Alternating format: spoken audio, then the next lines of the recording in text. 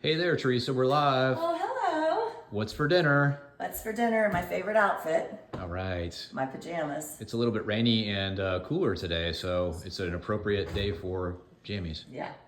So, So, what do we got going on tonight? what's for dinner? So, last night after I cleaned up from dinner, I got a crock pot ready. I just put a roast in there. I put 2 sticks of butter, fresh pressed garlic, and mushrooms and onions. And then you've been simmering this Yeah. all day in the crock pot, right? Yeah, I put it on about 7:15, and then you came and kind of, what's that called? Stirred it, but Well, I broke shred it. Yeah, the roast kind of is in a big clump, so I broke it apart and I turned the heat down a little bit. So Yep. this has been smelling so good here all day. My mouth is watering.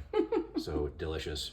And then I made some spinach dip. I just halved it. I should get the book out again. Usually I quadruple this, but I made it, and then I texted Mark when I knew I was going to be about 30 minutes out and had him put it in the oven at 350 till it gets to the consistency you want. Let me yeah. get that recipe. This is good.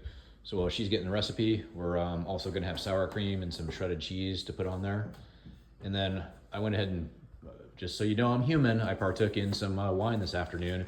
So this wine is Dry Farm Wines. You order it online. They're out of California. They have all organic foreign wines. Most of it is from Italy and France. And the reason I like the Dry Farm is it's a low sugar, low alcohol option for wine. So it's just a little bit helpful when you're on our way of eating. So. And how many times a week do you think you drink? Oh, I only drink about once a month. Yeah, it's not that long. Yeah, I have It's not about that 2 often. glasses of wine about once a month. Yeah. So, and I don't have a glass. I just sometimes, I haven't even had a sip though, but sometimes I'll just sip from that. So, Yeah. but there's no very low sugar in there. Yes. So this complements a low carbohydrate diet, but his body is still going to burn that first. Yeah, there's alcohol in it. So the bottom line is that if I was doing this every day, it would take me probably a day to burn the alcohol off, and then I could start tapping into fat stores. But I could literally be sabotaging myself if I was drinking this every night coming home. And don't let yourself get sucked into that trap. In the military, we call it a mud suck. But don't let yourself get sucked into that trap where you are, thinking just because the food is ketofied, it says keto or it says low carb, or you can get trapped in that. And just because it is doesn't mean it's still great for you. Yeah, all those ketofied foods are calculus problems. That's what I tell people. I don't want you doing a calculus problem. I don't want you taking the carbs and subtracting sugar alcohols and subtracting fiber and getting net carbs. I don't want there to be any kind of math problem. I don't care how good at math you are. I don't want there to be a math problem. So meat, spinach, the only thing we eat with carbs are eggs. I think there's 0.8 carbohydrates in 1 egg. And then I drink heavy whipping cream in my coffee, so.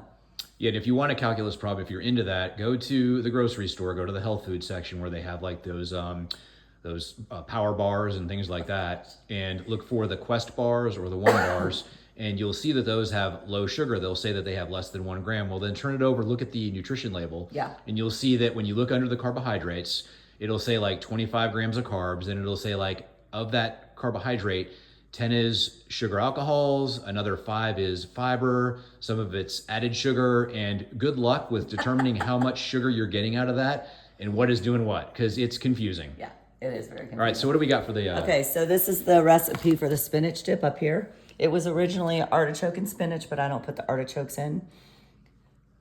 So Okay. I doubled this. So folks can take a screenshot of that Yep. if they want that recipe. Okay, it's definitely worth it. Yes.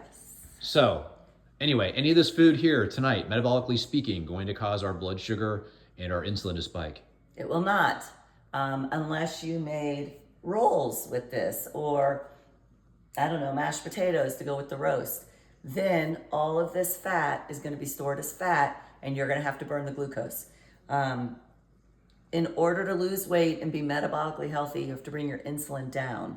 That's the only way to tap into your fat stores. So today I was going over charts for next week, because Thursday's our Friday in the office, and there was a couple women that I saw that are coming back, and they've had a problem losing weight. Like weight gain is one of their big things. Now they're also peri and menopausal, but both of them were a tenth of a point away from being full-blown diabetic. So the 6.4 A1C. Also, if you get diagnosed with diabetes with a hemoglobin A1C test, That's a late marker. You've been doing damage, metabolic damage, for about 15 years. But both of them had elevated glucose fasting, elevated insulin fasting, elevated triglycerides to HDL ratio, and like I didn't need to do all those calculus problems because their A1C was elevated. So anyway, you can't lose weight if your sugar's like that. You just can't. Gotcha. So patients come into your office all the time, and they're like, "Hey, so I eat really healthy. I eat, and I'll eat fruit. I eat healthy organic fruit, healthy organic sugars and whatnot. So what's the deal with that? Talk a little bit about that." Yeah, so when patients say I eat healthy, I always have to quantify. Usually it means no red meat.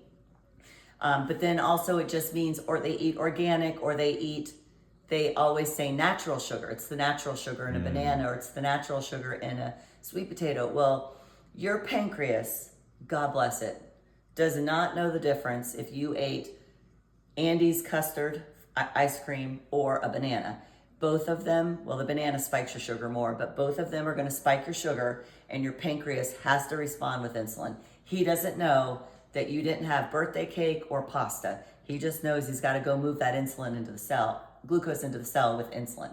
So the bottom line is, it doesn't matter what kind of sugar you're getting, what kind of carbohydrates you're getting. If you're getting sugar or you're getting carbohydrates, that's it. Your pancreas is going to respond to that. It doesn't matter if it's natural or organic, because we hear this all the time about how, oh, well, I have organic, fruits, or I have organic sugar. It doesn't matter. It's still sugar at the end of the day. No, and again, so some people will say, oh, I eat bananas because I get leg cramps, so I eat it for potassium. Well, first of all, avocados have more potassium than bananas. Second of all, again, your pancreas doesn't say to everything, your organs, like, hey, we're not going to release insulin. It was only because she had leg cramps. Your pancreas doesn't know that. It's black and white. Sugar goes up, body has to release insulin. The end. Yep, for sure. All right, so... And remember, when you spike sugar and spike insulin, you activate the clotting cascade. The clotting cascade makes clots. That's heart attack and stroke. That's why diabetics are at double and triple the risk of heart attack and stroke among the average population. So every time you do that, you activate the clotting cascade. You do not want that. So I say most people every day at our local hospital systems, Cox and Mercy, with heart attack and stroke symptoms are just undiagnosed diabetics. Why? Because they'll run an A1C, it'll be normal, but no one's looking at fasting insulin and all the other things that you guys know to look for. They don't. Yeah. Wow, that's good but stuff. They get to charge you $100,000. You guys don't. Hey, quick question. Yeah. If somebody comes in your office and they sit down and they're like, hey, Teresa, what are the top 3 things I could do to improve my health? And we're talking about metabolically here. So what would the top 3, 5, whatever you want to say, things be? I would say number 1 is get rid of industrial seed oils. That was a big lie to find a way to dispose of lubricant, mechanical lubricant. So I would say get rid of seed oils, which is vegetable oil like canola, soybean, safflower, sunflower, peanut. Peanut, all that stuff. I would say another one that doesn't really relate with metabolic, but you got to get good sleep, because you could have the perfect health regimen, but if you're not sleeping, that's the crux of health. That was me.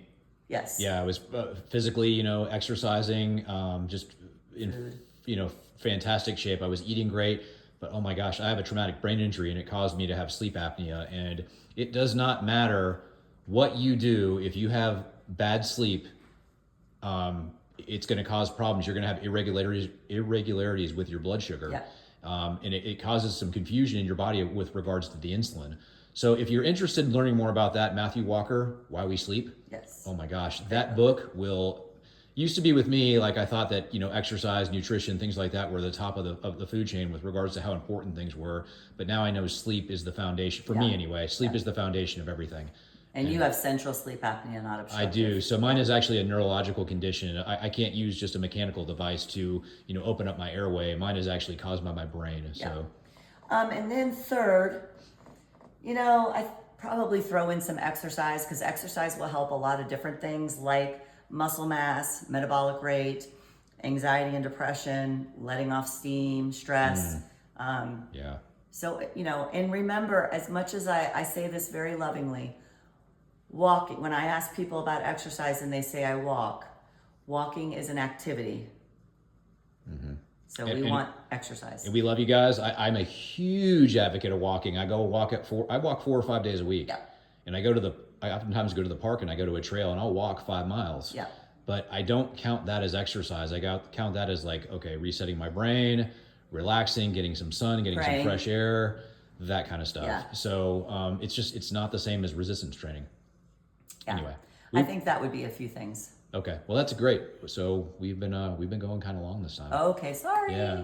So we love you guys. Yes. Share with us what you guys are having for dinner. If you have any questions, shoot them at us. And just God bless you all. We're here for you. Yes, you guys are worth it. Yep. Keep doing it. Love you all. Okay, Bye. see ya. Bye.